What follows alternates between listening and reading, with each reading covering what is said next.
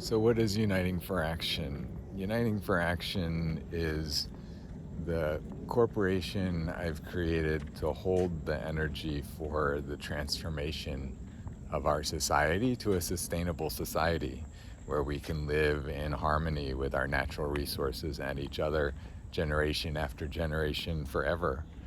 That's my personal mission on the planet, to support that transformation while I'm still here, because for many years and decades now, I've had very clear visions about how we could do that. It's just taken me a long time to be able to take all that's in my head and actualize it into physical reality in the world. It's taken a lot of training, practice, all kinds of different things to be able to facilitate now what you're seeing in the videos, the websites, the the teams, everything. Now there's a hyperspace blast that we're doing right in this moment, because in the last, and I should say, it's not just the energy for holding it, but the actual development of the system. So we're holding the energy, and then we're coupling that with the actual engineering, or at least blueprints of what those systems could look like that could facilitate that type of transformation. So for those of you that don't know or don't remember, my degree is in aerospace engineering. So as an engineer, as somebody trained to really develop solutions like this, I've been spending years and years and years developing solutions, and now you can see the first several of them, very complete developed solutions in and of themselves, and then working together collectively to create tremendous transformational results. That's totally on a different scale than everything on our society right now. And that's where, even though, well, again, I was saying, I've been working on these concepts for years, but I had been keeping them secret and not sharing them because of the intellectual property, all of the concepts that we work with within our society of how we protect valuable ideas and then bring them to market and all that sort of stuff. So I've been in that mode, but I've come to the realization just recently that our situation is so urgent and so dire that I need to get all of this out into the world right away, so we can just start using all of these concepts across our society, because we need them right now. So because I just decided that within the last few weeks, and now I'm releasing everything that I've been holding close to the vest for so long, that we don't have the videos yet, the website yet, all the different things that we have, that we will have, that we're in the process of developing in terms of the content. So we've put out little bits and pieces, enough, I think, for most people to be able to see and discern that the concepts that we're sharing, the breakthroughs that we're sharing, are like very valuable concepts and ideas, and will make an impact in the world, and are built and designed in such a way that they're very achievable. And that's the thing, is that as an engineer, I'm focused on what we can actually get done, not just creating this as a theoretical exercise, but as like, what do we need to do to create these results? So implementation has been at the forefront of my mind, and that's where for the last year I've been working with over 40 different graduate and undergraduate student interns that have interned for my company, many of them doing their practicum or capstone projects with us, which has them commit 120 or 150 or 200 hours over the course of a semester to our project, which has had us be able to have a really great continuity of between 10 and 15 students from a year ago until now, working throughout the week, every week in these teams. We have the business team, the recruitment team, the research team, the production team, and the outreach team. And each one of those teams have an hour-long meeting each week, along with working on WhatsApp throughout the week to chat with each other and stay in communication. We have a Google Drive where we share all of our documents. So the teams have been doing a lot of work for the last year to create a really grounded reality to all of this. We've been working within the domain primarily of the Vaccine Considerations Project, because a year ago, before the vaccines had been approved, as I was thinking about what issue was universal and everyone, would have an interest in, I was realizing that everyone was going to have to make a decision about whether they got a vaccine or not, whether they wanted one or didn't want one. Everyone still had to make a decision. So we decided to focus on that.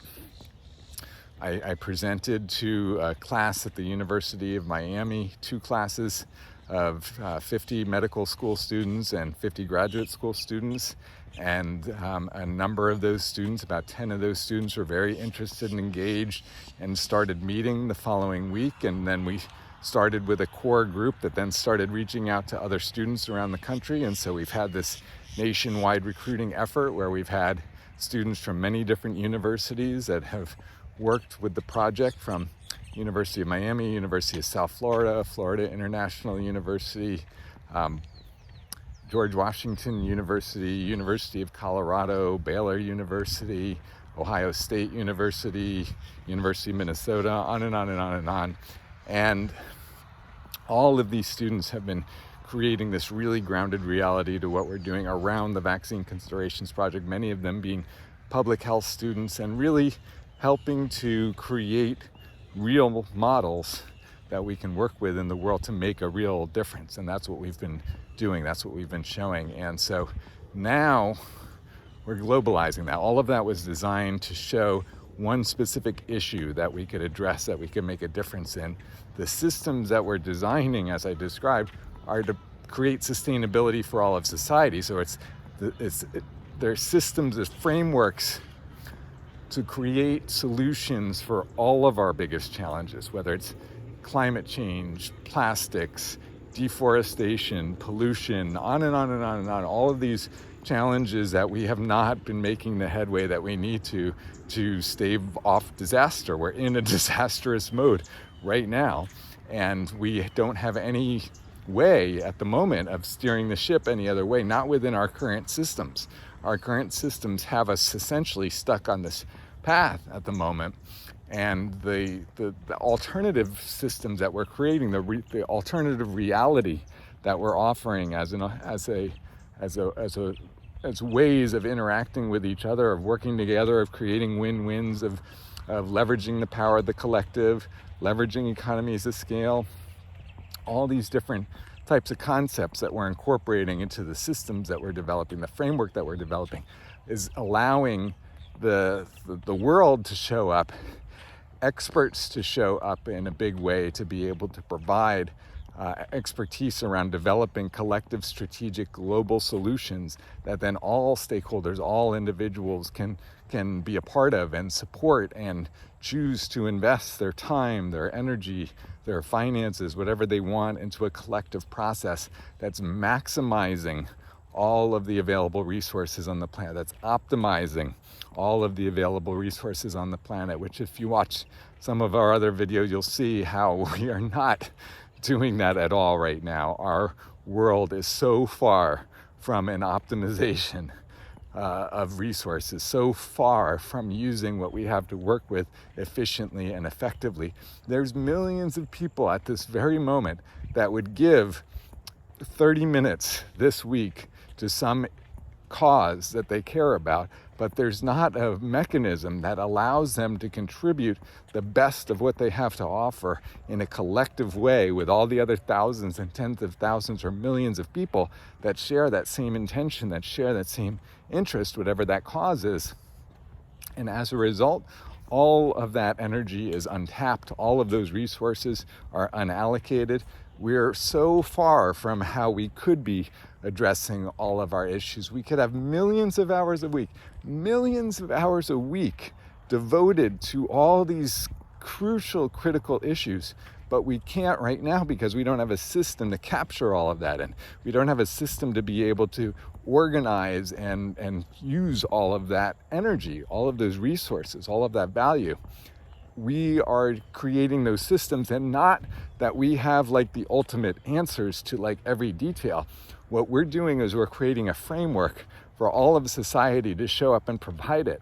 We're creating a framework for open sourcing of society, where anybody that has anything to offer can go ahead and offer it within the system, within this framework, so that we're not centralizing trying to figure out some kind of problem, some solution to some problem. What we're doing is we're offering the framework for all the experts in the world, all the creativity in the world to come in and offer what it has to offer, and then for there to be a vetting process amongst all the stakeholders, all the individuals. People get to pledge what they want to contribute to solutions, specific solutions, and it's through this collective process, this framework type of process, that we can create results.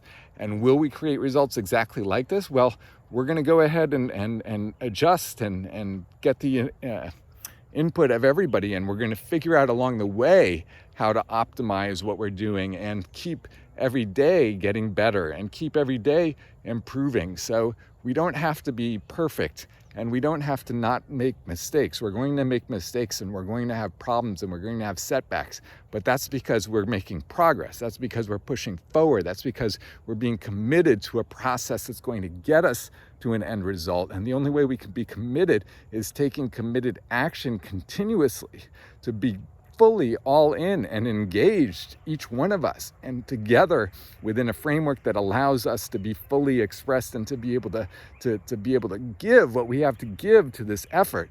That's what we need right now, and that's what we're creating.